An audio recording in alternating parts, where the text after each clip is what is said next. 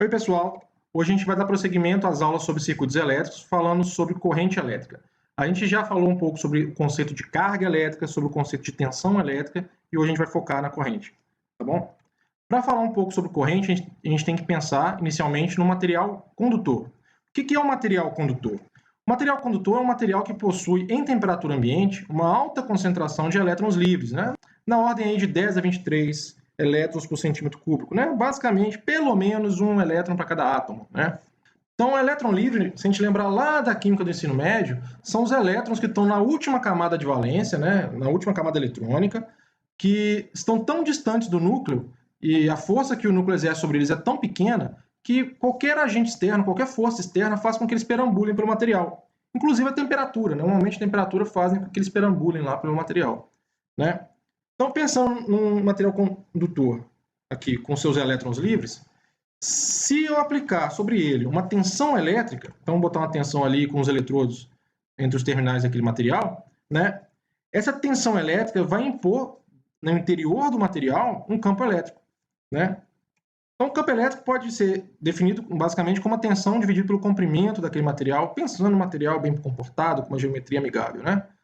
O campo elétrico, na verdade, ele é uma densidade de força, né? Então, quando ele encontra uma carga elétrica, ele vai acabar produzindo uma força elétrica sobre essa carga, né? Como os elétrons são cargas negativas, eles vão ser forçados a se mover no sentido contrário ao campo. Então, se a gente observasse ali, a gente ia ver esses elétrons fluindo nesse sentido ali.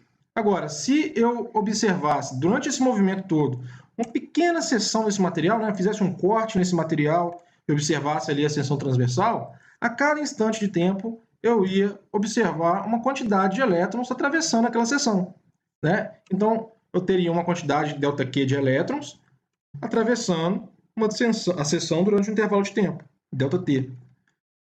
E aí, a corrente elétrica nada mais é do que a medida dessa quantidade de carga que atravessou a seção durante um intervalo de tempo observado, né? Então, a corrente I é igual a ΔQ sobre ΔT. Então, carga sobre tempo. E eu posso definir a unidade de corrente como Coulomb sobre segundo, que a gente dá um nome de ampere. Uma observação interessante é, se a gente manipular essa expressão um pouquinho, a gente vai ver que a carga, né, a quantidade de carga, vai ser igual à corrente elétrica que eu estou observando vezes o intervalo de observação, né? E isso define que o Coulomb nada mais é do que 1 ampere segundo. E isso me dá a oportunidade de definir uma unidade de carga elétrica alternativa ao Coulomb, né, que é o ampere-hora, né, que tem corrente e tempo, né, associado. Essa unidade é muito útil quando a gente pensa em baterias, né? Você vai comprar bateria de carro, de moto, de celular, normalmente você compra a bateria em função dos amperes-hora. Muita gente fala, eu quero uma bateria de X amperes. Esse jargão está um pouco errado, porque ampere é corrente e ampere-hora é carga, né?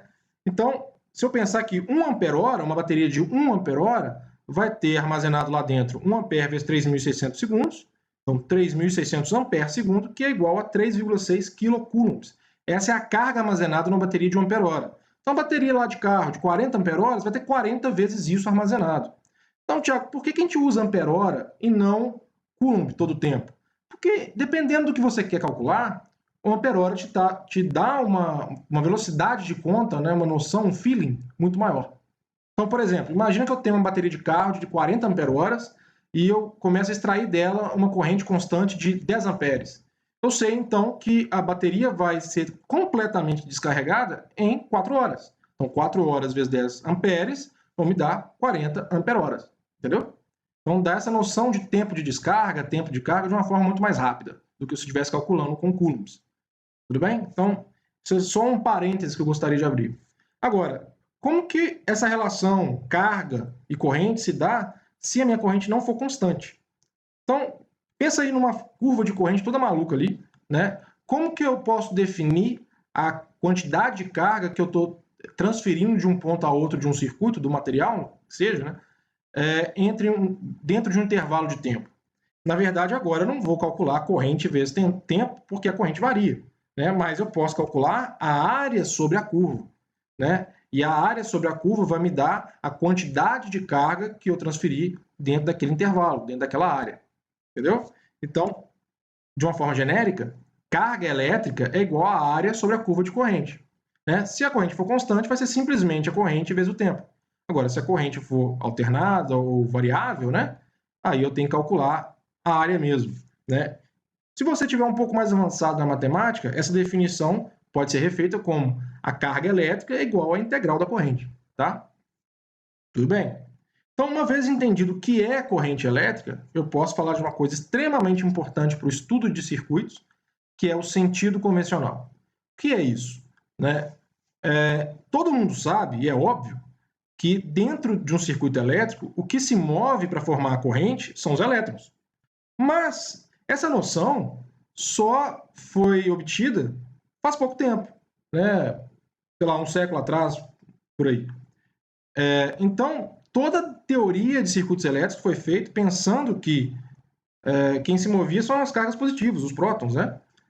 E aí, quando a gente percebeu que eram os elétrons que se moviam, a gente percebeu que a gente estava errado, a gente viu também que matematicamente não fazia a menor diferença. Né? Então, por convenção, a gente manteve o sentido das cargas positivas. Isso significa o quê? Se eu aplicar uma tensão num material condutor, o sentido da corrente vai sempre se dar do terminal mais positivo para o terminal mais negativo. Né? Então, pensando aqui num circuito que tem uma fonte e um material condutor, o sentido da corrente vai ser do terminal positivo para o terminal negativo. Então, ele vai sair da fonte no terminal positivo e vai voltar no terminal negativo. Ué, Tiago, por que ela não faz o caminho por dentro da fonte? Porque a fonte, ela produz tensão elétrica, né, e ela impede essa troca de elétrons internamente.